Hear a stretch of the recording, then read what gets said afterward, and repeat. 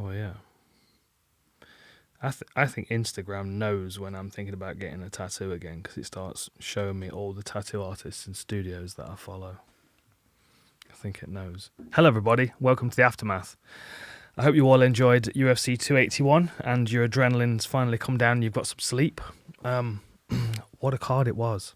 What a card. What a weekend for fights. If you didn't know, Cage Warriors was on also, and that was excellent. Excellent. I'm going to show you a little clip from it in a minute because my friend Judo Jimmy Wallhead picked up the welterweight title.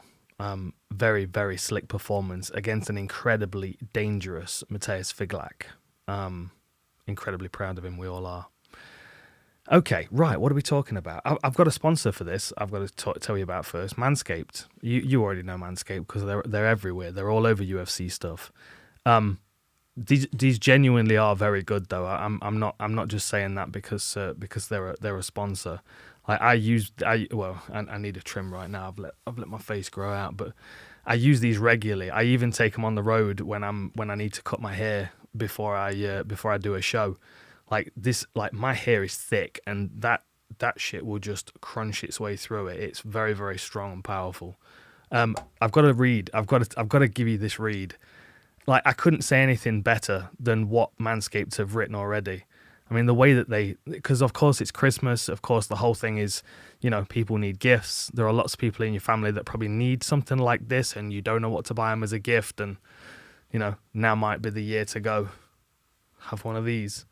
So they've got the Platinum package, which it's basically got everything in it you need. It's got a body wash, it's got a 2-in-1 shampoo and conditioner, it's got a deodorant, of course, it's got your clippers as well. Let me give you this read because of course it's all about Christmas. It's never too early to play holiday music and it's never too early to start thinking about gifts, which is very true because I'm terrible at being on time for gifts. Fortunately, Veronica's very good, so she keeps me well planned in that department, but I'm terrible at it. So here's a shout out to a lot of people that will be listening that are terrible for gifts. Whether it's for a friend or the friends in your pants, you can make this season jolly with Manscaped. Honestly, I could like this. Here we go. It gets even better. Do your little drummer boy a favor. Do your little drummer boy a favor and use the Lawnmower 4.0 to avoid another silent night in the bedroom. Then add Manscaped's top-of-the-line shower products to have the people thinking, all I want for Christmas is you. Santa cares about your sack. Of course he does. And so should you. So the code is full Reptile. It'll get you 20% off. It'll get you free shipping. Go and get yourself the Platinum package, one of these, or get it for someone that needs it. They are excellent. And the other thing as well, this is the main selling point for me, honestly. Because I have Manscaped have got really deep wash bags, and I always carry loads and loads of stuff on the road with me, and I often lose things in it. Honestly, that light on there has helped me find so many toothpicks and new razor heads and all kinds of things in my wash bag. So little tip for you there: you've got a little wash bag torch at the same time as a wicked bit of kit. So get that anyway. They're the guys sponsoring us for the podcast. Go to manscaped.com. You'll get 20% off if you use the code FULLREPTILE. And, get on board. Get on board. Okay, right. UFC 281. I'm sure we've got some comments in the live stream. I'm sure we're going to have some questions. There were lots of talking points about it. It was a hell of a card. What I'll do is I'll kind of rattle through and I'll give you a few of my thoughts on a few different bits, and then we'll have a few questions.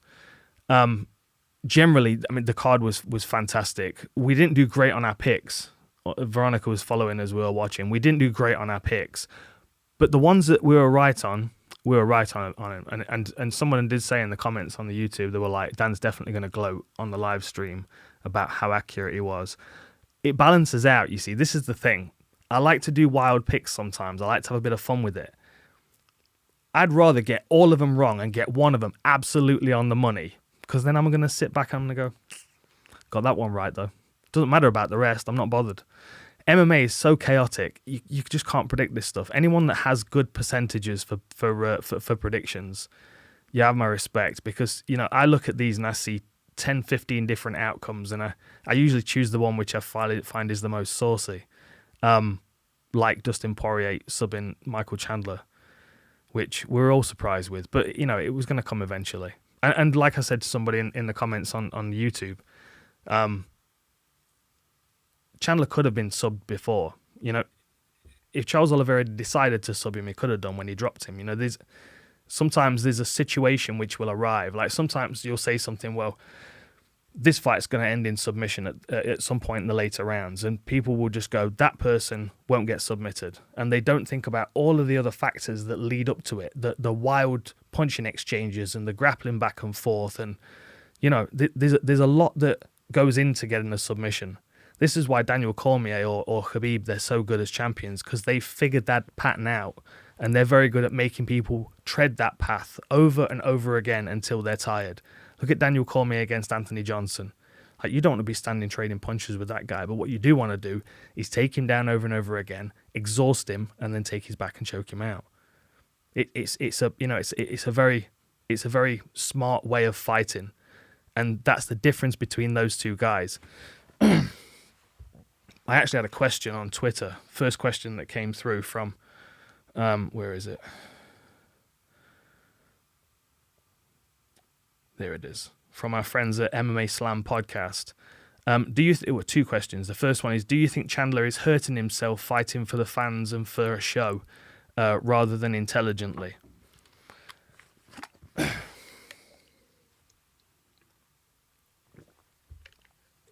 I mean, I think we all know the answer to that question. Like, I get that he's like 36 now and that he's kind of thinking, we'll just go out with a bang and make some money. And I don't know. The recklessness of the way that he fights is, although it's fun to watch, I feel like he's doing himself a disservice fighting like that. I don't feel like he's representing the martial artist that he is, that we saw through Bellator, that was starching people with single shot punches. He's a great fighter. And I feel like if he pulled back like 30% on the let's have a brawl and make some money, he would extend his ability to make money in big fights. Now, the benefit in the situation that Chandler's at, I know we've kind of jumped straight into the main card here. The benefit that Chandler's got is that he's worked himself into a situation where it makes sense for McGregor to fight him, right? So you look at his last 5 fights. He stopped Dan Hooker in the first round, lost to Oliveira in the second, lost to Gaethje in the third, lost to Gaethje by decision, beat Tony Ferguson early second, and then has just lost to Poirier. Like, you know what you're going to get with Chandler at this point, or at least that's what those results look like. And that's kind of a suitable opponent for Conor McGregor if he's coming back, which, Uncle Dana did say he is at the press conference. So the benefit is that he might get that, the red panty night. He might get the big payday. But I do kind of wish he would just kind of pull back just a little bit and show us some more of that, single punch power and that wrestling to the back to rear naked chokes that we saw in his earlier career. Because he could be a contender in this division for, a couple years longer at least. I just think he's kind of riding it till the wheels fall off now. Yeah, I don't know. The other question was from MMA Slam Podcast. Do you agree that Izzy was in control out in the open, but backed against the fence, but backed against the cage most vulnerable? Yeah, we talked about it in the podcast and the breakdowns and stuff. Like, he's very, very good at slipping and moving away, but he needs space behind him to move back. And Pereira didn't allow that MMA range that Izzy kind of thrives on. He was able to dictate the range against Whittaker and against Paulo Costa. He was able to keep him on the outside and pick him apart. But Pereira, first of all, he's confident in his ability to take one of Izzy's shots. He's taken several, and he got a standing count in their second fight. But he wasn't going to go down. Not like Izzy would have done with a couple more punches last night. He looks so confident moving into range, like I'm going to get to him eventually. And the idea of putting his back foot up against the fence, so he's only got a few inches to slip back into, it makes him far more vulnerable to some shots. I'll show you a couple of bits in a little while, but yeah, exactly that for Izzy. Backed up against the fence, forced into a kickboxing range with a hard surface behind him and small gloves against one of the biggest punchers. It was a beautiful performance though, wasn't it? Beautiful performance from both of them. I thought Izzy looked great as well. It was really nice to see both of them integrate some wrestling and some grappling. You know, there were moments where I thought to myself, did I just see a Glory champion do a nice double leg? And DC kind of laughed at it, but honestly, I thought it was a nice takedown. I mean, the timing was nice. He'd drive through, turn the corner. You know, we've got to start somewhere, haven't we? It's better than one of my takedowns, that's for certain. Okay. We got any questions yet, Jamie? Quite a few, yeah. Have we already? Yeah. Yeah, there's a lot of people talking about Dustin and Dariush. Yes. That was mentioned at the press conference. It makes a lot of sense. The other reason why it makes sense, because the question that was posed to him before is, do you want to be an alternate in Perth for Makhachev Volkanovski? And he kind of, you could see he thought about it and he kind of went, that's a long flight and cutting weight. They'd have to cut me a check. And then the Dariush question came after, and he was very complimentary of Beneil. You know, he talked about how he's earned his opportunity. It's kind of unfortunate that he's been, pushed down again, because, we do want to see him progress at some point. He's just not got that marketability, and the fact that Poirier has validated him at the press conference as a legitimate, well-earned contender, and B, that it would be a fight that he'd be interested in. I think that's the fight to make. I've got a couple of other ideas for that card as well, based on the results of tonight. But first of all, fair play to Dustin Poirier. He's probably one of the smartest people in the sport right now. You know, the way that he's making moves with his hot sauce, and yeah, I'm not sure what the situation with his hat was. Like when he walked into the arena, he had a red hat that just said "War" across it in big white letters. And then when he was at the press conference, they'd put tape over it. I don't know what that was about. But anyway, interesting. Little observation. What else, Jamie? What else you got to tell me? I can kind of start rattling through the card if you want and just talking about some stuff, but if we've got a couple more questions, I'll... Yeah, there's... it's pretty loud. Yeah, there's quite a few questions coming through. A lot of them have been about Dustin and Dariush. There's one from John Jack talking about Erin Blanchfield. Do you think you could see her becoming champion one day? I think she's definitely got the potential. I mean, it was a very dominant performance, and it wasn't like Molly wasn't ready. I mean, by all accounts, she'd had a great camp and she was in a good place, and she was on a streak. She looked very strong. She looked very, very determined with the direction that she wanted to take the fight, and confident that she knew if she took the fight in that direction that she'd get the result that she wanted. I mean, Molly's tough, incredibly tough. She stayed in that fight for as long as she could, fighting and thrashing and twisting out of that crucifix position. Forced Blanchfield to progress to a different position. But there was a point when she locked that Kimura in, and you can kind of, you can see Molly. She's trying to keep herself braced, and her face is red, and you can kind of see her go. And you're like, no, she kind of knows that this might not be her night. But the good thing is, silver lining, she's set up for a big comeback in London in March, which,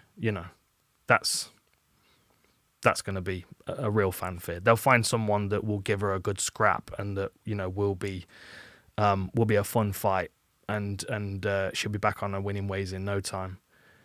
Yeah, I mean, the thing is, after two spinning knockouts in a row, there was no way I was picking against her, But Blanchfield's incredibly strong, tough, determined. It was interesting that she was treated like the outsider. I mean, it shows you how popular Molly McCann is, and how likable she is, because the fans were chanting meatball.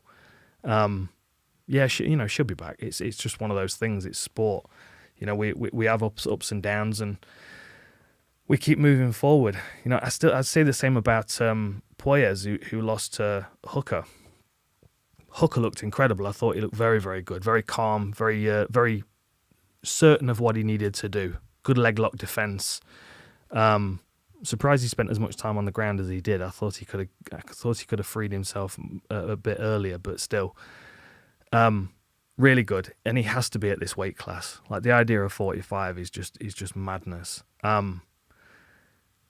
Puelles still reminds me of the featherweight Charles Oliveira. There's something very Oliveira about him. Sometimes, like, the way that he's there ready to fight, and then it just kind of doesn't go his way, and there's a little bit of a doubt that creeps in, and then he gets front kicked in the solar plexus and has had enough. Still keep an eye on him. I still feel like there's a bit of a resurgence in that kid, because he's got the ground skills quite clearly. Anybody that's winning consistently with knee bars has got some ground skills. You can just tell he has no confidence in his stand-up game. There's no substance to it whatsoever. And against someone like Dan Hooker, you're going to get eaten alive if you don't get the fight to the floor. I mean, he was very, very close with that knee bar, and if it was someone that didn't have the same kind of toughness as Dan Hooker, he might have got the tap in that one. It was a very, very a very dangerous situation for a moment. But he's still young, and Dan Hooker's in a very strong place. And I'm kind of jumping all over. Hooker was talking about fighting on the Perth card.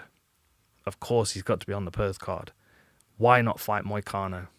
Dan Hooker against Moicano. Moicano looked fantastic against Brad Riddell. Like, exactly what I expected out of him, to be honest. Riddell's got a long stance. He stands kind of low. Moicano's kind of tall and a bit Muay Thai. It just makes for more flexible striking options, I would say. Like, Muay Thai is not about banging. It's not about cracking people really hard and trying to knock them out. It's about scoring points and damaging over time, working the legs, working the body. There's a lot more of an emphasis on lower body techniques than there is upper body techniques in Muay Thai as well. The way that Brad Riddell fights, I feel like it puts power into his combinations because he's got such a long stance, but then there's a lack of mobility because once he's stepped in with a couple of shots, he's overextended and he kind of can't get himself back out. And Moicano's just so fluid with his striking, and that post-fight interview he gave was perfect. That was just perfect. He gave Rogan a shout-out, which means that it'll be worked into the Rogan podcast intro. Like, I think we've seen Moicano turn a corner. It's crazy to think he was a featherweight at one point. Very, very good fighter. Much better at 155 than he was. Same thing can be said for Hooker. Get both of those on the Perth card against one another. I think that would be a very, very interesting fight. Two tall, rangy strikers, one with more of a preference to strike than be on the floor, one with more of a preference to be on the floor than strike. Well, the other thing as well that's crazy is that Moicano's not in the rankings. Like, I've refreshed it several times and looked through it several times thinking I'm missing his name, but I'm not. From 15 to the champion, Grant Dawson, Tony Ferguson, Conor McGregor, Dan Hooker, Damir Ismagulov, Jalen Turner, Arman Sarukian, Mateus Gamrot, RDA, Fiziev, Chandler, Dariush, Gaethje, Poirier, Oliveira, Makhachev. It's crazy that you're not in there. I feel like he should be. I feel like Dan Hooker's at number 12. If you put Moicano against Hooker in there, you've got a very interesting fight for the guys sitting outside the top 10. God, he's got to have a ranking next to his name, especially after a performance like that. Okay, what else, Jamie? What else? So we've got a couple of donations and a couple of questions. Thanks.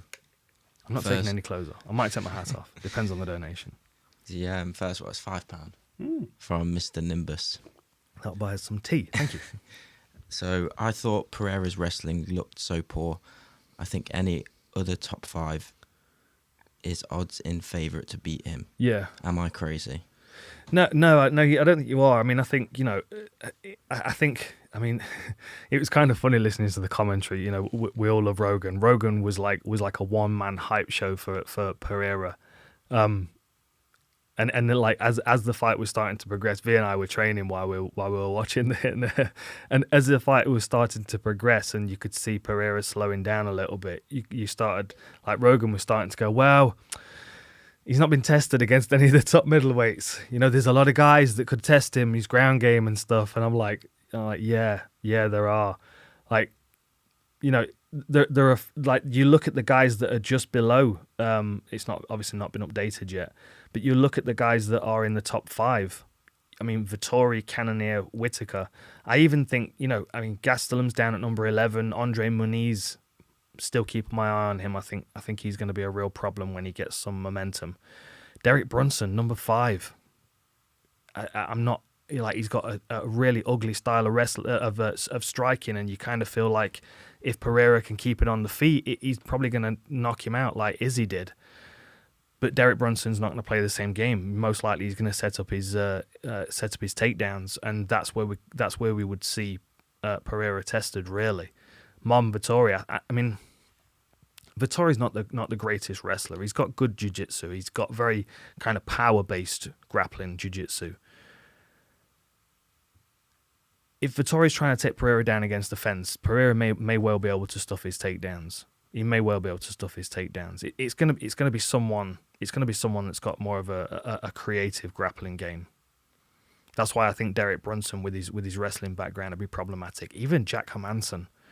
You know, the way that Jack Hermansson gets people spinning and foot sweeping like he did against David Branch, and then he clamps onto that Joker-tine, and yeah, it's, you know, it makes things interesting for the division, of course, because now you've got a different guy at the top. Straight away, Chimaev called him out. You know, that of course would be an interesting fight, but I think Pereira would make Chimaev look really small. I think that would go for the same. You know, if Chimaev was stood in front of someone like Jared Cannonier. You know, I mean, Vettori was a welterweight, Whittaker was a welterweight. Like, I think they're more comfortable fights, but I think Pereira is going to make everybody look quite small. He made Izzy look small, I thought, and they're both 6'4", same reach. I think Izzy's got an inch advantage. I don't know. I think there are tough tests for him in this division, but at the rate that he seems to be growing, and the fact that he's got Teixeira there, who for me has probably got the best foundational game in all of mixed martial arts. And let me clarify why I say that. Because of course there are people that've got better striking and better wrestling, better jiu-jitsu, just in amongst the ranking, the roster. But Glover Teixeira is an old man that's never looked particularly athletic compared to everybody else that he fights. He almost always gets hurt, and he still is able to come through against almost everybody on the planet. Like, that to me is an incredible attainment of martial arts ability, when it only takes the very, very best with their additional physical attributes that trump his to be able to beat him. And then, you know, you take Pereira and you put him on the mats with Teixeira every day, and you allow Teixeira to just integrate his base game into Pereira, along with the power and the strength that Pereira's already got. He's already more of a physical athlete than Teixeira is. The way that he moves, the way that he hits, his physical strength, I would imagine, is, you know, exceeds whatever Teixeira can do. So he's just potentially going to be a better version. And now he's the champion. There's the opportunity for him to defend against Adesanya. See, that's the other thing as well. Losing to Adesanya would have put him back in that mix where he could have got a Derek Brunson or a Marvin Vettori or someone that could have caused him problems and then put a second loss on his record. But the fact that he did beat Adesanya means that he's bought himself another few months to be able to prepare for the rematch with Adesanya. Now he knows what he needs to do with the striking range against Adesanya. Adesanya came in and grappled. I would imagine that if Pereira fights Adesanya again, we'll see a very different game plan. I think we'll see him take Adesanya down and beat him up on the floor. And I think that will be an insight into the way that he's preparing his training for staying a champion. Just a thought. Any more questions, Jamie? Yeah, so we've got another donation from Ron Moore. Thank you, Ron. And he asked, while watching Izzy, live, it seemed to me like he wasn't nearly as elusive and evasive as he normally is. Is he slipping a little bit? I don't think he's slipping. I think he was put in a position where he's less comfortable. You know, I talked about it in the war room and on the breakdown show, where the range between Izzy and his opponents generally is a lot wider than it would be in a kickboxing arena. I think the fact that Pereira was so confident to stand so close to Izzy was what was making him uncomfortable. I think that's one of the reasons why Izzy decided to grapple, because I don't, if Izzy was cruising and stinging and winning the fight, I don't think he would have chosen to grapple. I think he would have conserved his energy and gone down the path that he's already more comfortable with and was working. The fact that Pereira was not able to hold Pereira off, I think that's where the main problem is for Izzy, because he doesn't have the same kind of power that Pereira's got. So if he hits you with a jab or a cross or a check hook, yes, he can hurt you, but not with the same kind of consistency that Pereira can. And it's difficult to explain unless you've fought somebody that's got that kind of overwhelming power, or sparred against somebody. You know, sometimes they just feel like a tidal wave, like there's a brick wall and you're working against it and they're just not going back. I remember sparring a guy at Wild Card once, and he was terrifying. I remember being there warming up, getting my wraps on and jumping rope and getting prepared for sparring. I remember seeing this guy walk in, terrifying looking dude. Like he had tribal scarring down his face, and he had hands like loaves of bread. And I thought to myself, when I'm done sparring, I'm going to stick around and watch who he spars, because they're going to get murdered. And 10 minutes later, I was climbing through the ropes and he was getting through the other side without even really warming up. Just got in there and just decided he was going to beat someone up that day. And he just walked me down. And the boxing ring in Wildcard it's not the biggest of places. It can feel quite claustrophobic at the best of times. I couldn't hold him off. No matter what I hit him with, he wouldn't take a back step. And that's the same kind of feeling that you get with someone like Pereira. And it's not that he won't move back, that he won't give you a bit of space, but if he decides to take it away from you, he can. And that was evident with Izzy pretty much straight away for me. It was like he was like back foot up against the fence, standing square. Like they're just not good signs. They're just not good signs. And as we talked about in the war room, you don't have that slipability over the top rope like you do in a boxing ring. And that's something else that saved Izzy a couple of times in their previous two fights, is that he was able to drift over the top rope. And there were some punches, I will show you in a second what I'm talking about. There were some punches that were getting through that would have hit gloves if he was wearing the bigger gloves. Like there is a big difference with what you're willing to withstand in big gloves and small gloves. Like some people fight like they've got like they've got big gloves on, even with small gloves. They stand in range confident. Robbie Lawler, Mads Beneil, but it's a risk. You know, you can even get lumped up and cut just in the process of defending. Big gloves, you know, there's a lot of forgiveness there. But even so, you know, someone like Pereira's power, scary. How are we doing, Jamie? Shall I show people some bits? Do you want to see some bits, people? Do you want to see some bits? Not my bits, some bits. So, I told you last night was a good night. I want to quick show you Judo Jimmy Wallhead, because it was a beautiful knockout. It was so cool. I'll just play it through slow motion.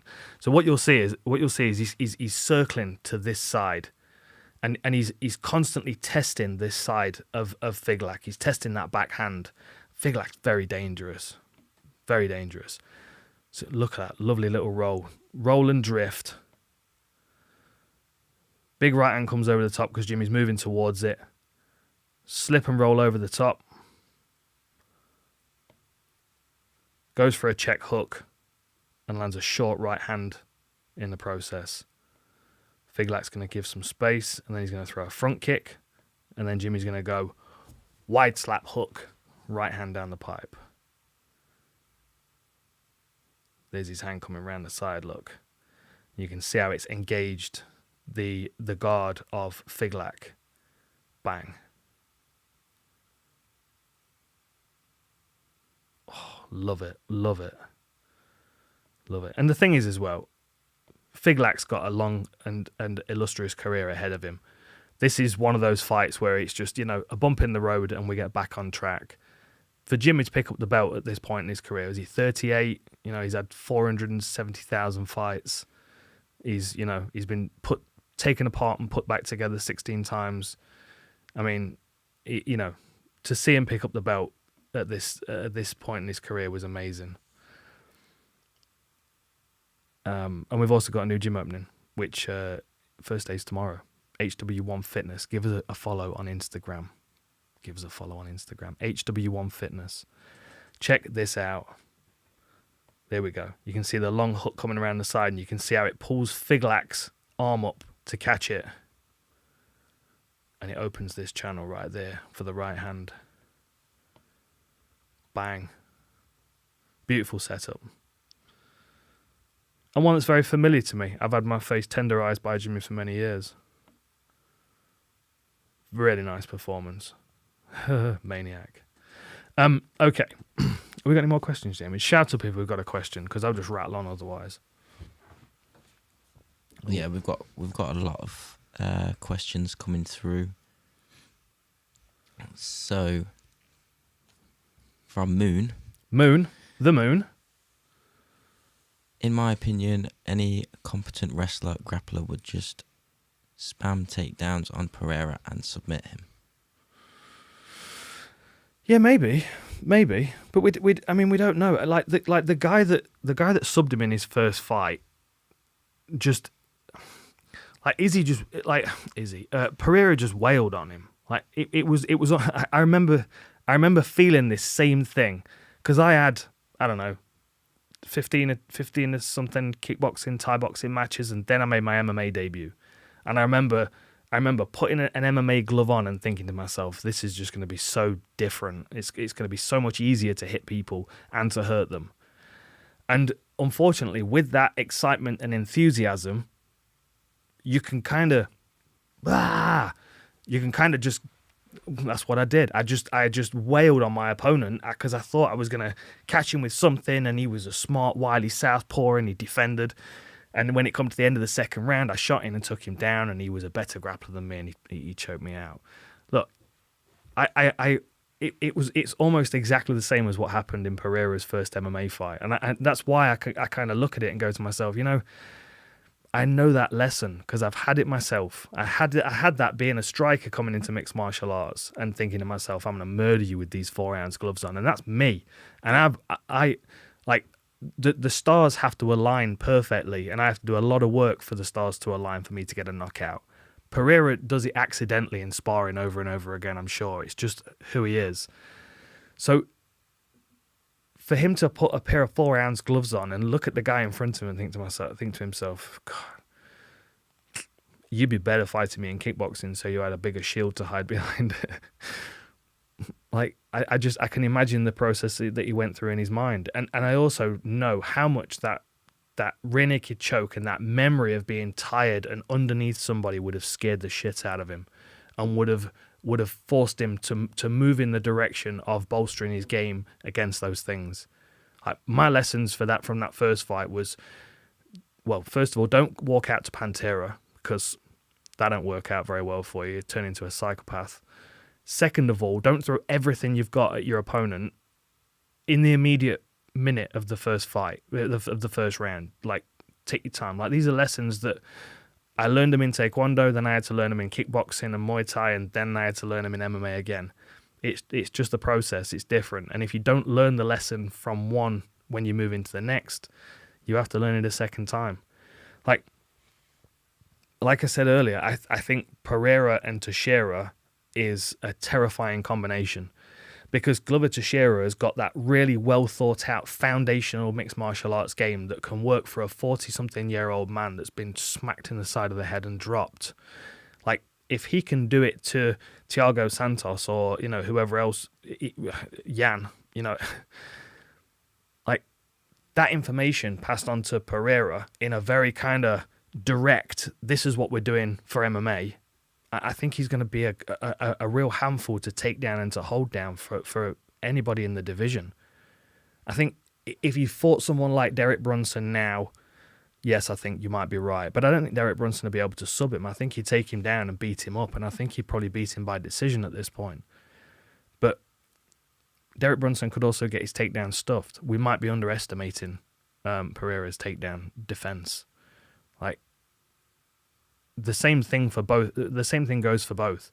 If Izzy was fighting Marvin Vettori, that takedown that Pereira got wouldn't have landed, because he would have been fighting Vettori. So he would have been like, okay, I'm backed up against the fence. Your options are you're going to either hit me or take me down.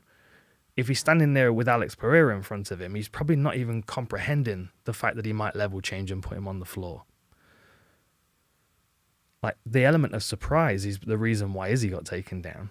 You know what I mean? And Pereira is, he showed how strong he was against Adesanya in the first couple of attempts to drag him to the mat. I don't know. I can't underestimate Pereira's ability to become a mixed martial artist very quickly. I feel like the fact that he's got Teixeira there is like a streamlined route to basic MMA foundations, and that's, when you're a striker like he is, that's what you need. What else? So we've had a couple more donations. Another $10 from Ron Moore.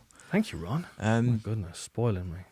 Did you get a chance to see how Sean O'Malley went after the MMA guru for being fat, unhealthy, and jealous over the fence-grabbing accusation?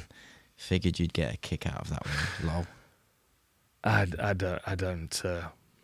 don't see. The thing is, I feel like there's a line in the internet, and I sit on one side of it, and other people sit on the other side, and this is where Sean O'Malley kind of blurs that line, because he kind of sits on both sides. He's on the TikTok side. I don't have a TikTok account. Like, TikTok's the sound that the clock makes. Like, and that's like not the clock on your phone, because obviously that don't make a ticking noise. Like, when there was actually a clock on the wall in the room that ticked every second of the day. I remember the one at school. Tick, tick, tick. That's what TikTok is. Not some 15... Like, why would you watch 15-second videos? It's madness. Anyway, what was the question? Yeah, I don't really have much of a comment on it. It's about as interesting as Power Slap to me. There was Mr. Nimbus gave us another £5 donation gave us such a detailed answer. Felt like it was worth more. Also, shout out to my mate fighting this week, Hugh Jordan. Good luck against the stiff competition. Oh, I'm not falling for one of these ones that get Bisping. Come on. Hugh Jordan. Come on. What's this? You got Jamie. It's like fucking Moe's Tavern in here. Jeez. Good work. Nice one, Mr. Nimbus. Nice one. Well done. Good luck. Good luck to your friend, Mr. Jordan. I'm sure the competition is stiff. Okay, where were we? Right. Shout up if you've got any more questions, Jamie, because I'm gonna show you one of my favorite performances on the card, and the reason why I wanted to show it is because I would imagine you've watched the majority of the card, but you might not have watched the very first one, and of course Izzy was topping the card against Pereira. Ulberg was opening the card. Same gym, same style of fighting. The way that Ulberg fought against Negumereanu was poetic. It was just so, like, he got hit twice and they weren't even really hits. I mean, he like maybe scuffed his skin for a moment with a glove or a foot. It was a masterclass. And I want to draw your attention to this guy because two things. One, he has the same style of striking as Izzy does. He has single punch knockout power with very little wind up, and he's a 205er. And I feel that division is wide open for someone like him to come and start causing issues in. Now I know Ryan Spann's a bit further up on the card, and of course we're gonna hope that he progresses. But I would like to see Ulberg, start to get some bigger opportunities because I feel like he's got the ability. Like this fight against Negumereanu was just super slick. He came out and worked the calf kick over and over again. You could see how Negumereanu was starting to be quite timid on that lead foot, and then you could see him kind of lose his temper a little bit. He was kind of like, "Oh, you're circling, you're running away." Straight away, and Ulberg's like, "All right." You see how he's like, "Yeah, okay, all right, dude, Here what? Bang, toes in the midsection. Love it. Little drift away again, just like Izzy does." Bouncing and juking from side to side. Little jab, moves away. Lovely footwork, little jab. Don't like that. Don't do that if you're a young fighter. Don't do that. But the rest of it's really nice. Like, I mean, just slick striking, calm, well measured. Look at this slip here when Negumereanu winds up. I mean, that is just... This is the difference. This is what I'm talking about. The difference between MMA gloves and boxing gloves. It's like some Matrix stuff. Beautiful. Really nice performance. And then the finish, touches him with a jab, pulls him onto a check hook. That's some serious power. Negumereanu can walk through big shots. We've got to keep an eye on this guy. Touch, ping. Oh. Bang, bang. Kind of reminds me of the check hook that Brendan Loughnane knocked Chris Wade down with. Little. Do you want to see that? I've got it. I think I've got it in my iPad. I might show it in a minute. In fact, I'll show you now. What? Oh, no, damn it. I don't know what I'm doing. Oh, now what's happened? It's all gone to shit, Jamie. Here we go. Where are we? Here we go. We've had a couple of more donations. Have we? Yeah. Check. There we go. Let me just find this. I knew I had it in my iPad. I was watching it the other day. Lovely little check hook, that, isn't it? Boom. Super similar. Anyway, where were we? What we got, Jamie? So, well, it's a little bit off the current fight, but that's all right. Great work, Dan. What do you make of Zhang's performance? Yeah, I'm gonna. I think she's next. In fact, she is. Look at that. That you've literally just set me up perfect for the next one. Look at that jab. Little loop over the lead hand. Oh dear. Lovely. Okay. Yeah, I think Zhang's next. Is Zhang next? I'm sure she is. Yeah. Okay, yeah. Well, awesome. Very, very impressive. As I always am with her, to be honest. I think she puts the work in. I think she's determined in her goals, and I think that it shows in her performances. You know, the big question is, can she beat Rose? You know, she got knocked out the first time. She lost a split decision the second time, but then I don't know. I feel like she's going to be able to figure it out the next time around, especially if we get the Rose that came in against Esparza. Now, V made a good point. We were chatting about this. She said it on the podcast actually, which a couple of people picked up on in the comments. They talked about the fact that the quote, I can't remember. I won't do it justice here. It was about the crown being too heavy for Rose, and I think that rings true. And then as we were watching the fights earlier today when we were training, she said, Rose in a rematch for the belt, absolutely. But Rose defending the belt, no. And I think that is exactly the picture of Rose Namajunas that I have. It makes perfect sense, because I think the pressure of the title, she kind of, I don't know. I feel like she could beat Zhang again because Zhang's the champion. I think if Rose was the champion and Zhang was coming in as the challenger, then Zhang's got a better chance of winning. But Rose coming in to get the belt back, she's just, I don't know, she's far more fiery. She's far more like she's not had that weight on her shoulders of being the champion. You're on the money, Veronica. You were right. Okay, so first of all, takedown defense was really good. She was very physically strong, well conditioned, managed range very well. You know, I was concerned that she was going to do what Yan Xiaonan did and go running into a power double and lose the first round straight away. She did make the mistake of throwing kicks, though, and getting the core. And that's something that Yan Xiaonan did, but she wasn't able to get back to her feet. Whereas Zhang Weili, although her kicks were caught, she was able to reverse position or defend the takedown. This is the first... Well, it's the whole sequence here. Like, this was a really nice takedown defended against someone who's got great wrestling. And that's a really deep bite as well. And this comes off. Zhang Weili throws a kick, and then once she's landed, Carla Esparza shoots straight in before she's reset herself. So Carla she's got contact with her shoulder there. She's got contact on the leg and contact on the leg, and she's got a good drive that she's moving through. Now you can see the way that Zhang Weili's kind of twisted her body off to one side, so she's not directly in front. She's not. Hang on a minute, let me see if I can get my angles right. She's not there being driven in that direction, because then it'd be very difficult for her to stop that takedown. She's got one hip that's hit hard into Carla Esparza, and she's got this overhook here. So she's got something that she can start moving away. You can also see she's going to start pushing down with her right hand on the back of Esparza's head as she moves away. There it is, look. So she's pushing down. Now Esparza's still driving here, but you can see the fact that she's moving, she's going past Weili. Like, look at the position of the legs.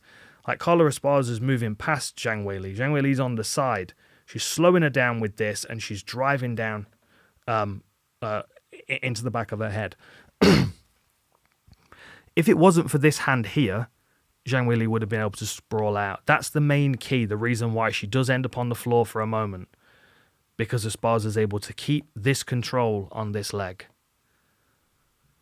But what's brilliant about the way that Zhang plays this is she's going from pushing down on the back of the head to posting out on the canvas over here. Post. You'll also see that she's got this whizzer, this overhook here, which gives her something to pry against, something to drive into her opponent's body with. And as she does it, she's going to hip heist out. Look at that. The reason she's able to do that is because she's driving into Carla Esparza here. It gives her something to remove this leg. Push against. And it slows Carla Esparza down. Now, the next bit is also very important as well, because what you'll notice is that Carla Esparza is trying to step her leg over here.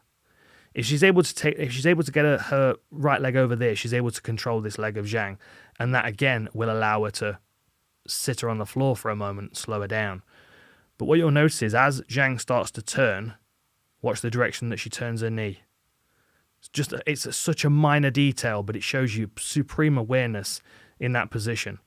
The knees go in the opposite direction, so even though Esparza gets a bite on that foot, it slides out, and she ends up back in a sprawl position.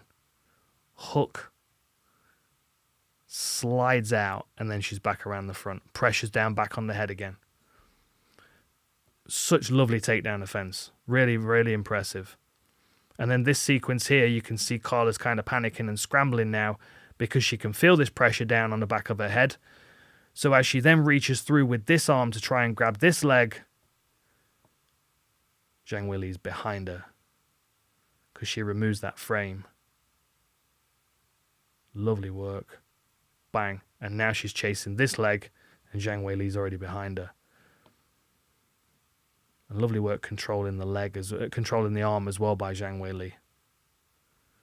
Here we go. Better angle. There we go. So she's got control of this arm here. She's hooked over that. She's going to secure that with her other leg. And then she's around the neck and around the shoulder. And of course, this is an unusual position to get a submission in. But people are finding different ways of using leverage. This reminds me a little bit. In fact, it reminds me a little bit. It's quite different in a lot of ways. Gordon Ryan's rear naked choke over Andre Galvao. Like, you could see that the pressure across the front of the neck, it wasn't around the neck. It wasn't a full noose strangulation. It wasn't fully constricted. It was across the front.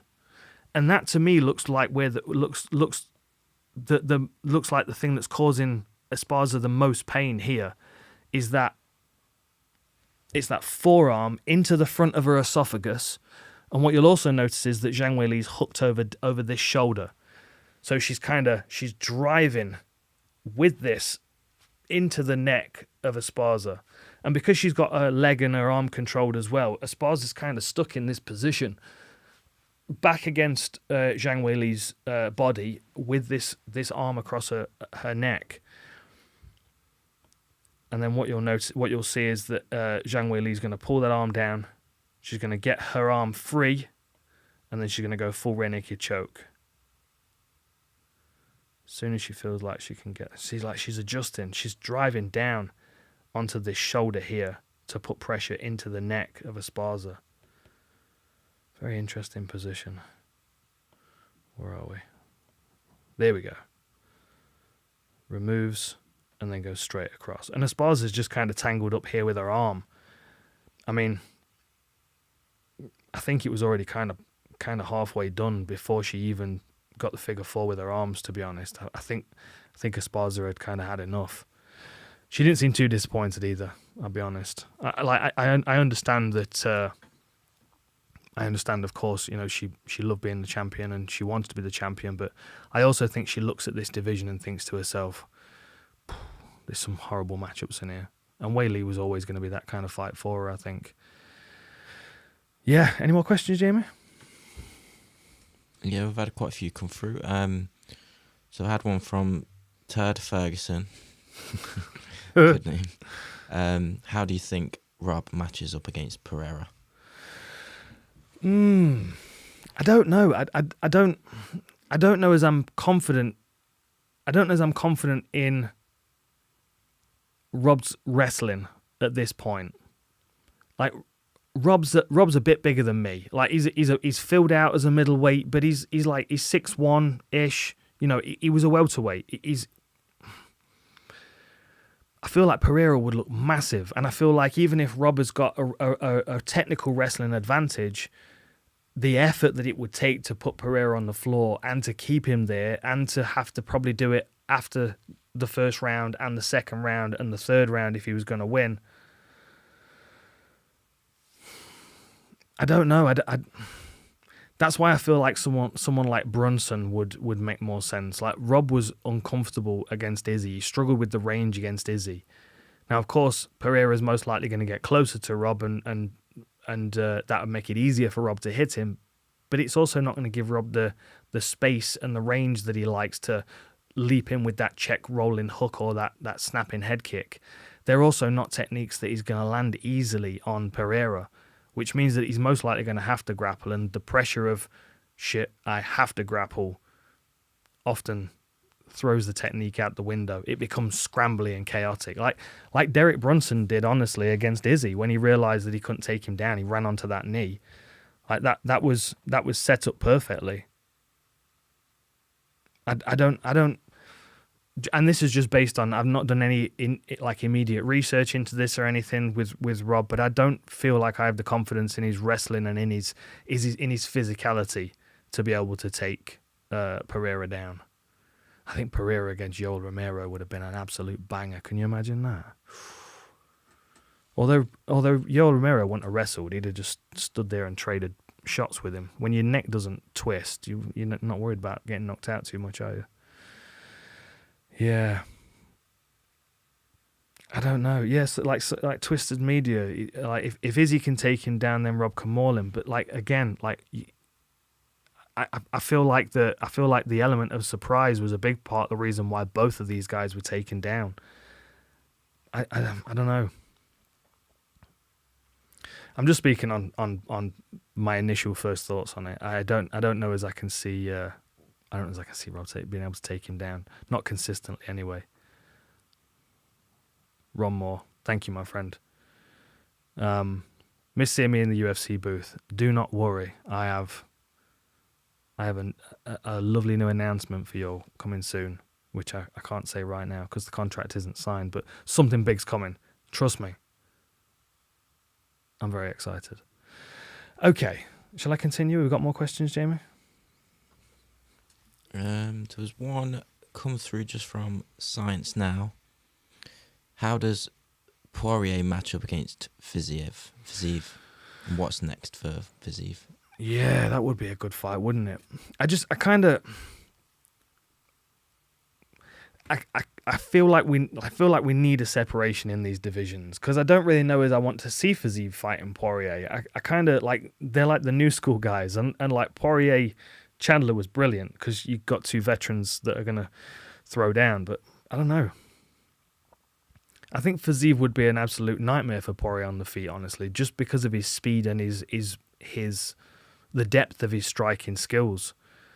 You know, he's also going to look at Poirier's fighting style that's been very consistent over the years. The way that he steps through into range, as I talked about in the War Room, like using that Ketchel shift to step through, it requires a lot of him landing heavily on his front foot. And that's the kind of thing that Fiziev moves and chops, and he doesn't get caught up against the fence very easily, where Poirier's broadside unloading power shots. The smart thing, obviously, would be for Poirier to try and take him down. But again, you know, I think that would be a difficult thing to do. Like there's a lot of good guys in this division that I don't know if I'm Poirier, Gaethje, Chandler, I'm kind of thinking to myself, give me some super fights. Give me some big fights. Like Chandler against McGregor makes a lot of sense. Like Poirier, as he said in the post-fight in the press conference interview, what he said to Chandler was that he was scared to fight him. He got that adrenaline rush when he signed the contract.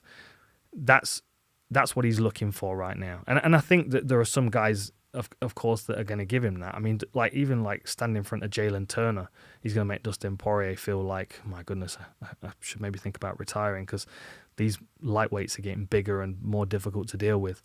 But then, you know, you've got Sarukian and Gamrot as well as Fiziev in there. You know, I feel like Dariush is kind of between the two. He's not had his opportunities to be a great in the lightweight division yet, but he's kind of that generation. I don't know. We'll see. Maybe he's the one that bridges the gap. Yeah, good question though. I don't know. I've not actually thought about Fiziev against Poirier before. Could be a good one. What else you got, Jamie? Shall I carry on showing people some bits? There's just one question he's asked. Lower Alordi. He's asked it a couple of times now. Yeah. Regarding Izzy, should Izzy step up the wrestling and grappling aspect for the rematch, or try to develop that left hand for when he switches stances? Because unorthodox made Alex uncomfortable, in my opinion. Yeah, I mean, I think investing in grappling and wrestling is always going to be smart for Izzy to do, just so he doesn't feel trapped. And I think, you know, having some wrestling and grappling in the fight that we saw against Alex did alleviate some of the pressure that he was feeling early on. Because although obviously he finished that first round very strong with that hook, it did feel to me like it was inevitable in the striking range that Alex was going to be able to get to him, just because of the way he was able to close him down and range and force him into a small space up against the fence. Now Izzy's got very good lateral movement, and in an octagon, like of course the angles are 135 degrees, so you've got more space to kind of bounce and juke out, like we saw with Carlos Ulberg, like that nice side to side movement. You can't really do it in a boxing ring. It's easy to get wedged into a corner. And when you're skirting along the ropes, you've got to anticipate that at some point you're going to hit a wall, literally a wall, and then you've got to go that way or back the direction that you came, or through your opponent. It's much easier for Izzy to deal with Alex when he's got space, and that's when he can be his most fluid and unorthodox. You know, like you watch the way that he commanded space against Paulo Costa, and the reason I use that is because it was such an obvious, this is the level that you're not at, Paulo Costa, when it comes to striking. And you could see the confidence that Izzy had from that, and the lack of confidence that Paulo Costa had. Like, I can't get to him. He keeps hitting me. I can't get to him. That's the range that Izzy loves. And that's the range that if he'd had that against Alex, I think he would have had a lot more success, but he just didn't have the option. I mean, if I was stepping in to coach Izzy against Alex the next time around, I would be thinking about my elbow game. Because there was one elbow that came close to hitting Alex, but he didn't throw it as a smash. He threw it as a slice. It was breaking off the fence in the clinch. Don't remember which round it was. I feel like it was the third. But he went, and it went across Alex's face instead of into it. And sometimes you gotta smash. And I think that if you're against someone that overpowers you physically, you've got to have something that can do damage in other ways. Izzy can hit Alex and hurt him. We saw that with the left hook that he landed at the end of the first round. But to know that he's going to do damage and to potentially open him up a little bit and make him bleed going into the later rounds, which is always good for 5-round fights. I think Izzy could really do well to add some close range elbows to his game, because he either seems to go from striking at range to grappling. Like, we see some close range knees, but yeah, we just don't see many elbows from him, and I think that I mean, you just look what Angela Hill was able to do with elbows when she added them to her game. You know, she was not known as a power striker, but she is a striker by trade, and then she adds elbows to her game, and all of a sudden she's doing damage to people. I remember what John Jones did with elbows. Remember what John Jones did with elbows to Glover Teixeira. There you go. There's a little circle for you. I'd be thinking that. I'd be thinking of, because the other thing as well with Alex is he's very kind of reactive with his hands. Like, I feel like if Izzy had had a bit more confidence and a bit more space, he would have been able to find his way around those hands. It was just kind of, it was odd. He was like, he reaches a lot for stuff, but then when he closes range down, he's got such a big frame, and those hands and forearms fill so much space that it's kind of difficult to get around them. Yeah, I don't know. Let me show you bits. Give it, shout out if we've got a question, Jamie. Okay, let me show you this. So, first thing that Izzy talked about, the main damage that Alex did to him that was a game changer for him was the calf kick. And he talks about it taking away his footwork and his movement, and that is potentially something that we should consider if they're going in for a rematch. The first thing that Izzy's going to be thinking is, I don't want to be available for that calf kick. It might force him to fight southpaw a little more, just as a thought, because Pereira is almost always orthodox. We see him step through a little bit to strike, but he always returns to orthodox. So Adesanya standing orthodox leaves this lead leg on for him. If he switches to southpaw, it makes it more difficult to get to that leg. Like, you can do it, you know. I remember Poirier doing it to Cub Swanson, like kind of stepping around and stinging the outside of the leg, but it is difficult to do against a southpaw, and it does leave you more on the center line as well. The calf kick here, I mean, he does kind of leave himself on the center line, but also Izzy tries to check it, because I think he was expecting it to go a bit higher. Nice work on the calf kick, and it just seemed to me like Izzy's footwork was affected by it almost immediately. And then the other thing as well is Alex did a really good job of closing Izzy's kicking range down with his own kicks. Like, if you remember the war room, I was talking about Izzy and Rob and the distance between the two of them. Look at the distance between their hips here. Ooh, that was a terrible line.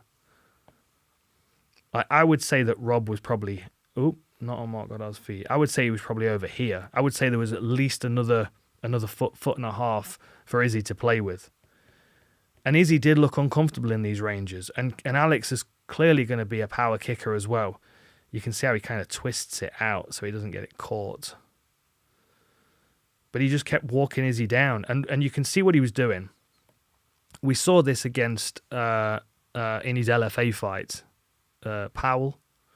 I think it was Powell. What he does is he'll throw this kick around the side here to force Izzy to move in this direction, and then the hook will come around and intercept. Like, he's squeezing Izzy in the direction of his power shot. It's like, go this way, move towards my power shot. Especially with Izzy being southpaw, it leaves the body open for that kick here. And again, Izzy tries to catch it, but look how Alex twists it. It turns, and then he twists his knee to the ceiling. Just a little thing I've noticed. Twists his knee to the ceiling to pull it back. And he's still pressuring. So you look where Izzy is backed up against the fence here. I mean, that could have been the end of the fight right there. If that was maybe an inch or two further forward. But look what I was talking about. Like, Izzy is literally up against the fence there. Like, there is nowhere else to go. He can't lean over the top rope here. And when I started seeing Alex like closing Izzy down, and when I started seeing Alex close Izzy down, I started thinking to myself, this is going to get very uncomfortable for Izzy, and he's going to feel flustered, which is going to make his heart rate climb, which is going to make him tired faster.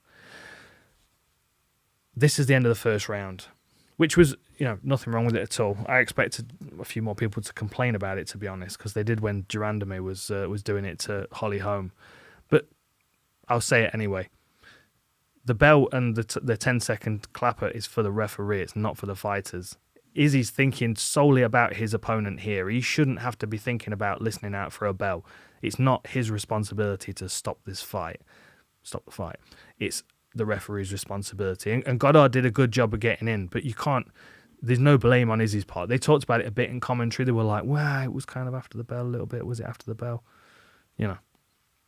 Crack on. Drag me off them when the bell goes. Oh, it's just such a slick little adjustment that he makes, because clearly he lands clean with the right hand. Right? Lands clean with the right hand. Lands kind of around here. Knocks Alex off balance for a moment, but as he recovers, he comes back to look at Izzy. Like, he's back. He's not fully there. He's rocked, he's hurt, but he's back in a position ready to deal with whatever comes next, or try his best to deal with whatever comes next. And the reason I'm showing you this is because when you see the replay, and Izzy he didn't stop the fight. He didn't what was I going to say? He mentioned this briefly in the post-fight interview. He wasn't happy with the way that this left hook landed, and as he said, give me 3-4 more seconds and I would have landed it. He set this up perfectly. It was really, really nice the way he did it. Now let's just play it through. I'll play it through slow, and then you can see the replay and you'll see what I'm talking about. So, jab, cross, hook. Okay, watch the replay. Watch what Izzy does with his right hand before... Watch what Izzy does with his right hand before he throws his left hook. So you can see it kind of lands on the ear. Lands like on the ear side of the head. Like, that's the kind of thing that it sends your equilibrium off. It sends your balance off, and you feel like I liken it to kind of feeling like your head's full of water, or you're underwater. You're a little bit kind of not exactly sure where up is. So he's disorientated, but he's not unconscious. We know this, right? So he turns and he looks back. He knows where Izzy is because he turns his face back towards him. But what he sees is this hand over here, because that's what Izzy's posturing. He's not showing a left hook right now. He's posturing like he's going to throw this back hand again. Watch what Pereira does with his backhand. See how Izzy postures an uppercut? And it opens him up for the hook. That's what Izzy was talking about by not landing the hook as well as he wanted to, because it doesn't properly land on the chin. It lands kind of into his neck. Now, look at the position that Izzy's in right now. We've seen this before with Whittaker and Costa. His drift away hook is really nice, but maybe what he didn't do was make the adjustment for Pereira being 6'4" instead of 6'1", 6'2". I feel like if this punch if Pereira maybe wasn't quite as high on his toes, or if Adesanya had leaned back just a little bit more, he'd have raised the trajectory of that hook, and he would have landed here instead of here. And I think that's what he means by not happy with how the hook landed. But what was beautiful about it is that he set it up. Let me play it through slow motion. Watch his backhand. He goes, bam! And Pereira bites on it by bringing his hand down to meet it. Posture, hook. Could have knocked him out. Could have knocked him out with that. And a different day, inch higher, 2 seconds more. That's the way it goes. He does have a habit of catching people right on the bell, though, doesn't he? He did it to Whittaker in their first fight. dudum, dropped him, came out the second round and almost replicated the same thing, but it's that drift away hook. Anyway, look at the space between the two of them. Look how close they are. Look how little Izzy's got to move with. He doesn't have the back step or the switch to southpaw, which he likes to use. He doesn't have all that drifting shit that he can do because he's squeezed up against the fence. It's like, stay away from me. Doesn't have enough power to do anything to hold him off, or at least we didn't think so. But again, I'll make the same argument because in the moment where Adesanya had caught him, he'd hurt him with a cross. But he's still out in range. He's still got space. This is where Izzy likes to work. Like space behind him. As soon as Pereira came out in the next round, it was like, right, I'm right in front of you. I'm gonna stay on you and I'm gonna keep you as square to the fence as I can. Because it nullifies a lot of what Izzy does. It forces him to do this kind of stuff where he's ducking and sliding and moving. But look how quickly Pereira puts him back under pressure. And Izzy's always focused on this lead hand. It's always about trying to circle him onto this left hook. This is why he keeps posturing with the back leg. There, look, you can see him.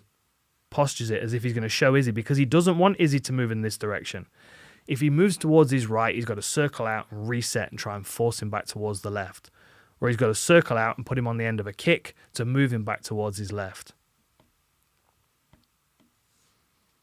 Like you can see it, he shows the left leg. Always covering, making sure that he can't squeeze out that direction so he's there for the hook. Here we go. Here's the finish. So here we are in the 5th round. Same thing again. Look how close he is. Stays on him. Doesn't give him the space. And the angle that left hook comes through. Look how close they are here. Nowhere for Izzy to go. Backs up against the fence. Head touches the crossbar as he gets hit with that. And you can see his eyes he's not quite sure where he is here. So I will say something. Izzy takes a hell of a shot. He takes a hell of a shot. But this, Pereira, with the speech that he got from his corner team at the end of the 4th round, knowing full well that he's got Izzy on the back foot and that he can win a title here and that he's already put him away. Like Izzy's back on his feet, trying to fight here. But he's taking lots of close range shots here. Even ones that are just kind of scuffing the sides of his head. You can still see they're twisting his head. Like there's a natural power that Pereira's got that makes him incredibly difficult to deal with even at close range when he's not landing cleanly. Like look how he comes straight up the centre line with that. Beautiful technique. There's the hook again. Look how close he is. It's just not the range that Izzy can be fighting at. There, look at that little hook there as well. I mean, again, like these are the shots. It's quite easy to miss these shots when you're watching the fight full speed. This is why I like to watch it through a few times, and get the different angles. Like this uppercut lands right on Izzy's forehead, lifts his chin up, and then the hook comes right across his chin as he's closing into range.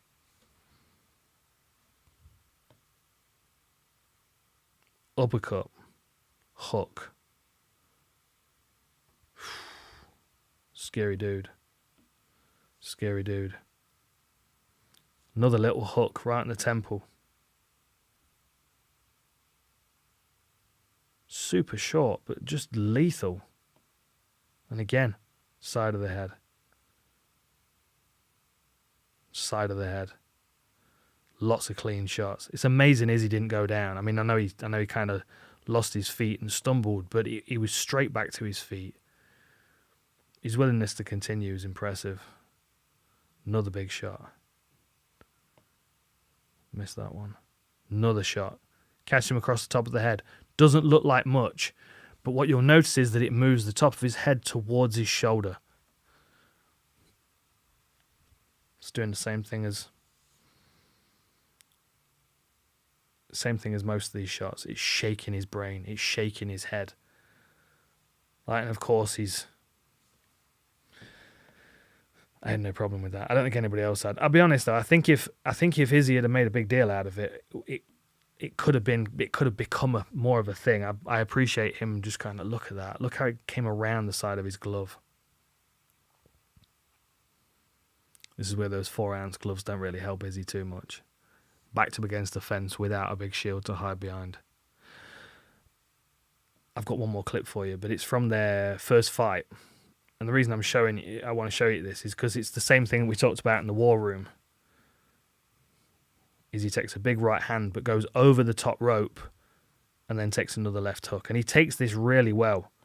But it's the forgiveness that he has from the fact that he can move away and move over the top rope, and the fact that there's some forgiveness because there's big gloves. Like, look, as this is coming up here, Izzy doesn't get a full guard to it. He doesn't get a full glove to it. But even that little bit of contact with the glove there is going to make some difference. Changes the trajectory of the punch a little bit. It's only a minor thing, but big gloves do make a difference. He took that shot really well. I mean, I think that was the story of it, wasn't it? It was don't get backed up against the fence. Because if he finds himself there against Pereira, especially in a rematch, there's no reason why you can't expect Pereira to level change now, which makes it even more difficult to decide what he wants to defend. Like, if you take someone like Pereira and you can't move towards your left because you're going to walk onto his power right kick, and you can't move towards your right because you're going to walk onto his left hook, but you can't stand still against the fence because he's going to hit you with his jab and level change. What choices is he got there? This is why I feel like tie clinch, like a knees up the center line. I don't even think he can. I don't even think he's going to be able to have as much of an effect on that. I'd be thinking single necktie and smash, or meeting him with elbows as he's coming in, because Pereira is quite open and elbows are very sharp. Yeah. I've got to read that one. Emerson Bayuk. How hard did Veronica roll her eyes when Dustin Poirier got the third round submission? Did I say Dustin Poirier was going to win by submission in the third round? I don't remember. As Dr. John says, I forgot. Any more questions, Jamie? Anything stood out to you?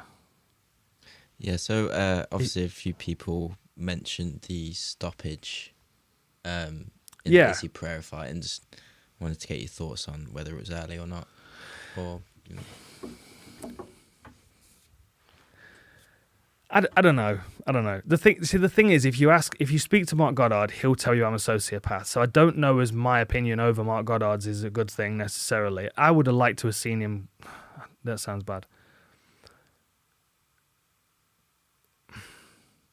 I wouldn't have liked to have seen him go down. I would have liked to have seen a harder conclusion for a title fight. But again, like I said, like the thing is, I don't want to go over old ground, but Covington was dropped twice before that fight was stopped, and he made a big deal about the stoppage. If Izzy had have been at the press conference going, that was bullshit. I mean, he did say, let's bring Steve Mazzagatti back, but of course he's joking, because Mazzagatti's known for not pulling the trigger quick enough. He's a bit herbish in that way.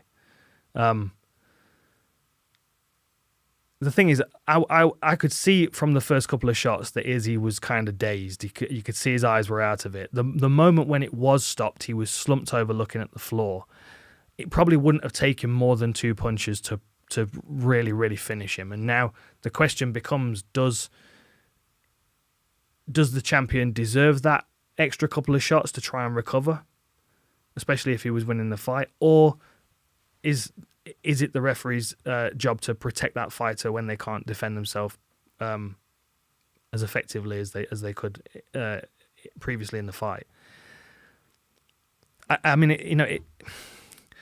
it's one of the many debates in mixed martial arts. It's one of the many debates.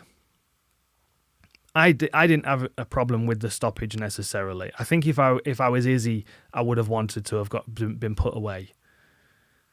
And I think if I was trying to win the belt, I would have wanted to put them away as well.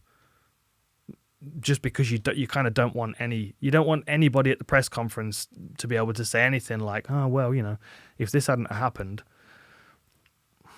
Like, I think Izzy was quite complimentary of Pereira. He talked about him hitting the calf kick consistently and doing good damage to that, investing well. I don't know. You tell me what you think. What do you think? Would you have? Was okay? Risk to reward, right? Is there a benefit in Izzy taking 2 more punches?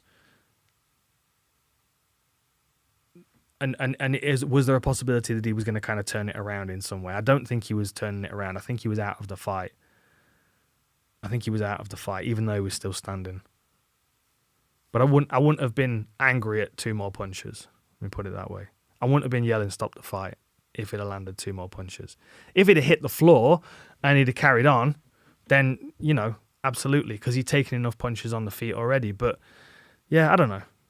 But my perspective is that of a fighter, and I would always rather be carried out because I'm there to. That's the nature of the sport, and of course it's different now as well. It's different. Like my perspectives on things are different from the outside looking in, watching other people do it. Of course, I think when you're doing combat sports, and this might not be the same, not be the same for everybody, but there's a certain mental savagery that's important for me to attain before I step in there. Like when I'm stepping in to compete, I'm doing things like returning any books, or back in the DVDs and CDs days, I would return shit that I'd borrowed from people. I would pay off any debts, anything I owed anybody. If I borrowed a few quid for this and that, I'd make sure those people, everything was squared away, because it's like, yeah, it's like, right, I don't know. It's kind of like that process for me was a part of being ready for the fight, because I didn't want to be stepping in there thinking, oh shit, on Monday I need to pay such and such back, or I forgot to give what's his name his book back. I can't be in that mindset when I'm stepping into the cage. It's like, okay, I'm here for, if it's a main event title fight, I'm here for 25 minutes or less, and I'm not thinking of anything past that point. So that kind of level of mental savagery, it gives me a different perspective on what I would want the outcome of my fights to be. Because of course I want fighters to be protected, and I want Izzy to come back and fight again and be well and healthy into old age, as I do for everybody in mixed martial arts. But we understand the risks that we're playing, and I don't know. I would rather have at least been on my knees on my way out if I was the champion. I think yeah. I don't know, but that's why I'm not a referee. It's a hard job. Okay, any more questions, Jamie? I feel like there's a couple of things I haven't talked about. What did I say? Oh, Ryan Spann. Ryan Spann looked really good. Really good. Who does he fight next? Nikita Krylov? He's at number 8. Does he rematch Smith? Does he rematch Johnny Walker? I feel like Ryan Spann's set to be progressed. I think he's ready to be progressed. I think he's I won't mind seeing Ryan Spann against Carlos Ulberg. It might be a bit early for Ulberg, but the rankings are anyhow anyway, so kind of do what you like. Chris Gutierrez looked incredibly good, and I felt very sorry for him to have to do that to Frankie Edgar in his retirement fight, because we all love Frankie. And I thought he was an absolute pro in there. He's given us so many fights. I was at a lot of his fights live, and I feel very thankful to have been at them. To the Gray Maynard fights, holy shit! Like it was like being on a roller coaster with 20,000 people. They were wild fights. Frankie Edgar's delivered some of the most amazing performances. There is no forgiveness in mixed martial arts, as DC said. There are no fairy tales. Although DC did walk away as the champ, so he's maybe hacked the system. Unfortunately, Frankie was always going to go out like that, because that's what he does. He's a fighter. You're going to have to put him away 3 or 4 times to convince him that it's not time to come back. It would have been nice to see him pick up a win, not at the expense of Chris Gutierrez in any way. I have nothing against him, but to see him go out on a win. And, you know, it's the same with Brad Pickett in London against Chito Vera. And he had 2 really good rounds and then got bingoed with that head kick. And I'm a big fan of Chito. I like his fighting style. But you kind of, in that moment, you want to see the fairy tale ending for Pickett. And you kind of did for Edgar as well. You know, that's why as soon as the fight was over, Gutierrez was in tears and the crowd was shouting Edgar. You know, that's when you've truly achieved something. Is when you can get knocked out in the first round in your retirement fight and the people chant your name on the way out. I guess this is a little bit of a thank you to Frankie Edgar. I might look at a couple of his old fights for archive at some point soon because he's had some absolute bangers. Absolute bangers. Yeah. What else? Alex Pereira walking out to Sepultura. Bet you didn't notice that, did you, Jamie? There you go. And Adesanya's coat at the press conference. What the fuck was that about? Like, I felt like he hunted down Sasquatch for his outfit. I don't know what the deal is. Luke Rockhold was wearing his pet dog the other day as well when he was walking into the arena. Celebrities need to get over this fascination with wearing fucking fur. It just looks gross. Like, he's sitting there looking like, I don't know. Like, you literally, like, you could have put the Bigfoot and the Hendersons helmet onto him and he would have just looked like he was in character. I don't fucking get it. I don't get it. Anyway, more questions, Jamie? Are we all wrapped? Is everybody all asked out? I did put a Adesanya versus Pereira rematch poll out. Oh, yeah? What are people saying? So 58% of people have gone with Pereira in the rematch. Really? Yeah. Yeah. It's interesting, isn't it? Because like, I kind of like watching that. I think to myself, well, how would the next fight be? I was even thinking about this because it's inevitable that we're going to get a breakdown, a second fight. So it's inevitable that I'll do a breakdown on it. And I was thinking to myself, I don't think I'm like, if you saw my BT Sport breakdown show, you'll know what I mean. Because I kind of went through loads of footage. I went through some of Alex's old fights and the kickboxing matches with Izzy and stuff. And in the archives, I broke those fights down individually. And I did the same thing in the War Room. But if they fought again, I would literally just watch and break down their last fight. I don't think we need to know anything else other than what we saw in that fight. Because then from that, we can then speculate which direction they're going to have taken their training. We can look at some old training footage. I did notice that Pereira came out with that flying teep, and he did that on the, was it Embedded or the Countdown show?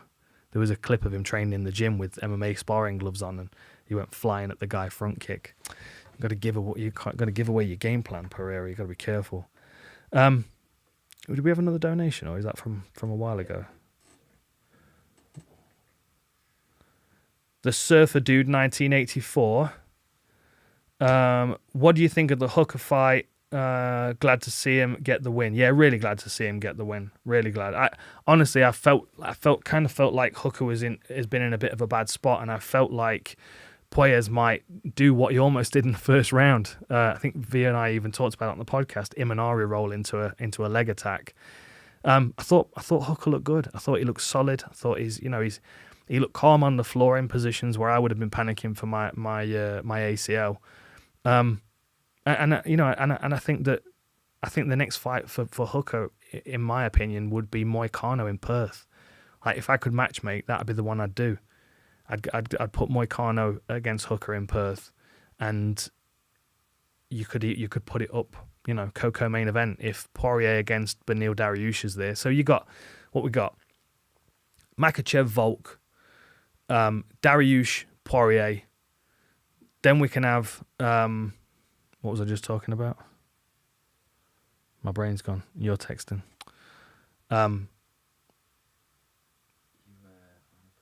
Yeah, and then here we go. And then Hooker Moicano, Coco main event. There we go. And then put Tai Tuivasa on there because he always gets the crowd going.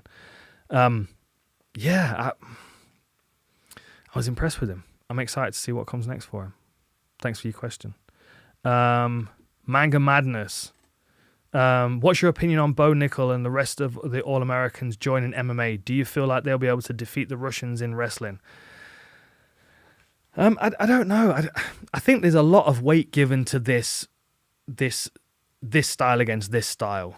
Oh, well, All American wrestling against the Dagestani style of wrestling, or well, it's judo against sambo. And I kind of feel like we learned these lessons in the early days of mixed martial arts.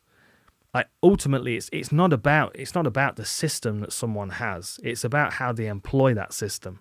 Like there are a lot of people that are well versed in the collegiate and All American style of wrestling, freestyle wrestling. It doesn't mean that they all exhibit the same ability to put it on their opponent, though. Just like the lessons that are available to Khabib Nurmagomedov are available to Abu Bakr Nurmagomedov, but you don't see him being as dominant. Just because a person makes a style work very well, it doesn't mean that style is now dominant over other styles. It's just like it can go back and forth constantly, and I feel like Bo Nickel first of all, he's a very, very exciting prospect, very talented. A lot of people talking very highly about him, and that's the thing. When the word gets around within the gyms, when people are talking to other people about them without media being there, that's when it becomes interesting. And people were doing it about Chimaev before he made his UFC debut as well. There was the conversation about, oh yeah, wait till you see this guy. I think he'll go a long way. But I think it's about how he employs his wrestling and who he comes up against, because there are always going to be people that can throw a problem in your direction. Yeah, I hope that's answered your questions. I mean, there were so many good collegiate wrestlers that came through and joined MMA. There was like that Team Takedown back in the day when I was training at Legends. There was a group of guys that had been recruited, Jared Rochold and a bunch of them, really strong wrestlers, but the vast majority just didn't. I think Chaz Skelly was one as well, if I remember right. Some of them just don't transition through to mixed martial arts as well. Yeah. Any more questions, Jamie? Thoughts on Yaya versus Emmett for the interim? I'm excited for it. I think my concern with Emmett is I feel like he's a bag of broken bones. Like that's the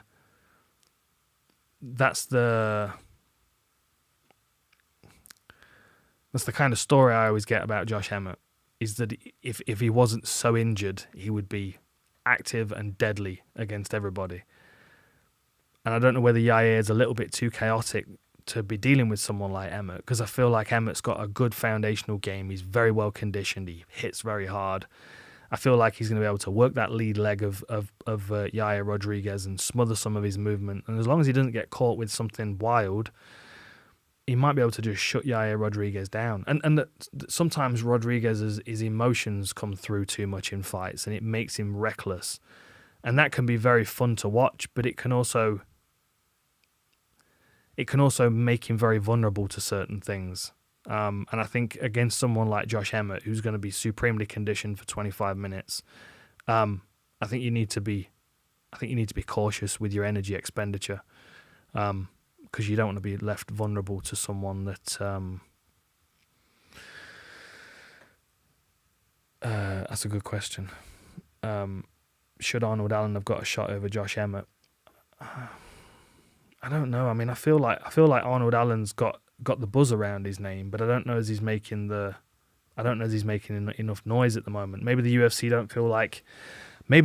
feel like Josh Emmett's got a limited amount of fights left in his in his body, and Arnold Allen's got more longevity. I would say Arnold Allen's going to be here a lot longer than Josh Emmett is, so it might be a prioritization in that way. It might be stylistically that they feel like Yaya Rodriguez would be a really good interim champ, and the best matchup for him is Josh Emmett. That could also be a highly likely possibility. Yeah, I don't know. Arnold Allen's going to get there regardless. I feel like the performances that he's having at the moment, and the fact that he's just about to turn the corner and realise himself. And it might sound like a strange thing to say, but sometimes a fighter can have a performance and it not really sink in for a couple of days, and then they go back and they think to themselves, you know what, I just did that. That was really impressive. I've even impressed myself. And then that knock-on of confidence then spurs them on to even greater performances. I think we see it sometimes when someone becomes a champion. Like I think Usman becoming the champion, he became a better fighter when he was the champion because of his confidence of I'm the champion. What are you going to do? And adding Trevor Whitman's striking into it, very very simple, straightforward stuff, but simple enough for him to grasp quickly and put into practice, which means that he would then benefit. It's like making an investment, right? If you can make a small investment and make a bit of money straight away on that investment, it's going to encourage you to invest more.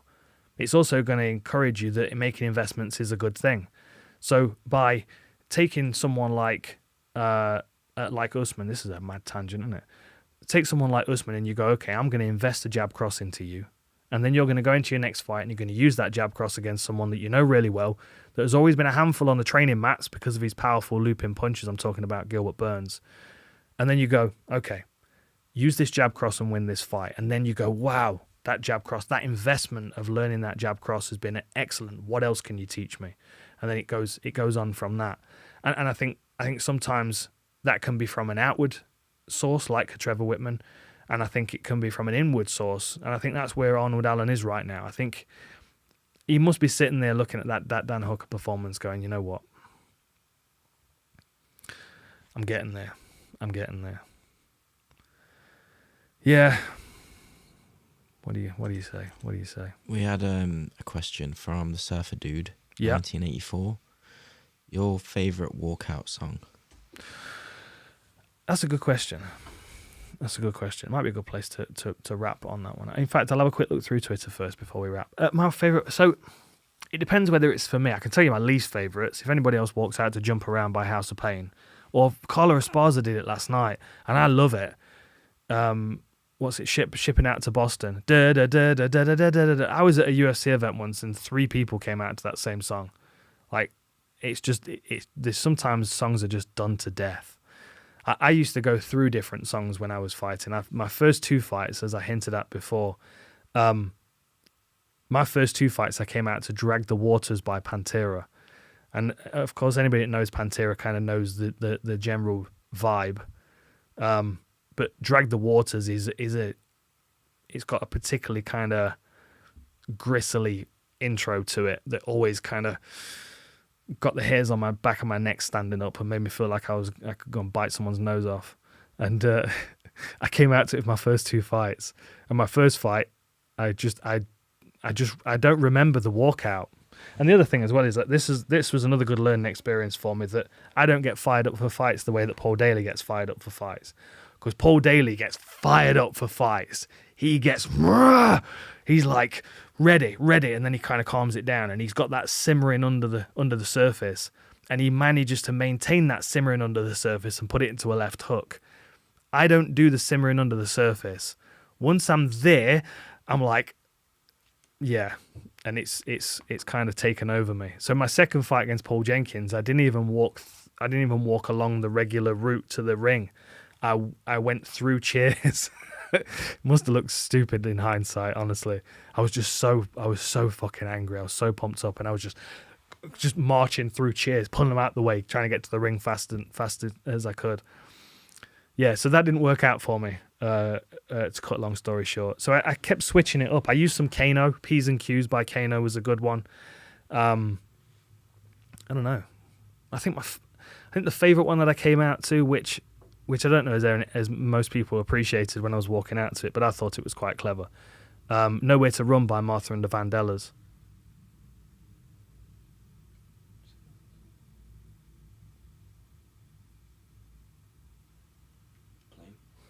I hope so. It's either that or there's like a hot air balloon just above us and someone's pulling the fire. That's what it sounds like, doesn't it? Someone trying to attack my house with a flamethrower. Yeah, Drag the Waters, no. Nowhere to Run by Martha and the Vandellas. Brilliant. Nowhere to run to, baby. Loved it. I came out to the game once as well. Time to play the game. That was in Nottingham. Yeah. I didn't use England Belongs to Me by Cox Barry until I made my debut in the UFC. And it immediately became my song. And what did I do? Three fights with it.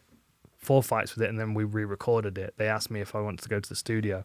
Then I came out to the next 4 fights to the new version and got my ass handed to me. So there's a lesson for you. In fact, that's just a lesson generally. If ever you're doing a walkout and your mate decides he's going to come and rap for you along the way, or you're even going to do the music yourself, don't do it. It's just bad luck. It just seems to be general combat sports bad luck. If you're anything to do with the music and the walkout, no, it's not going to work. You're going to get your ass beaten. Yeah. Let me see what Twitter's saying. I often neglect Twitter. What we got? Who do I think is next for Zhang? I mean, I think it's going to have to be Rose unless she's not keen, really. And she might not be keen. She might not be keen at all. I don't know. Lemos? Amanda Lemos? It's the one that makes the most sense, I suppose. Yeah. What else? What else? Izzy wins that fight 8 times out of 10. Do I agree? I don't know. I think. Yeah, I think. No, I don't know. I think I edge slightly more towards Pereira now than I did before that fight. Even though Izzy was doing well and winning, I feel like aside from cardio, Alex was really unaffected by him. I'd probably go 6 or 7 times for Izzy. The times when he can get away with not getting cracked with a big left hook. Because I think he's got the ability and the skills and the speed to outpoint. But I think, I don't know. He looked pressured in that fight. He looked like he knew what he was up against with Pereira. And he styled it as best he could. You know, it was a kickboxing match. It was years ago. But yeah, I think when he stood in front of him, he was like, oh, shit. It might have been that whole get-up that he wore at the weigh-ins with that peacock thing on his head, didn't he? Terrifying. Scary dude. Yeah, all good. I think we should wrap it there. I think that's good. Make sure you check out Manscaped, manscaped.com, the sponsor for the Aftermath. Thank you, Manscaped, for sponsoring us. If you use the code FULLREPTILE, you will get 20% off, and you'll get free shipping. And if you get the platinum, the ultra platinum package, you'll get the body wash and the shampoo and conditioner and the deodorant as well. Definitely worth getting. All good products, and this thing's awesome. Go and get yourself one. You need one. And if you don't know it, someone else knows that you need one. You might get one for Christmas. How about that? You don't want that. You want to get one for yourself so you don't have that embarrassment of someone else going, please, for everybody else. All right. Enjoy. See you next time.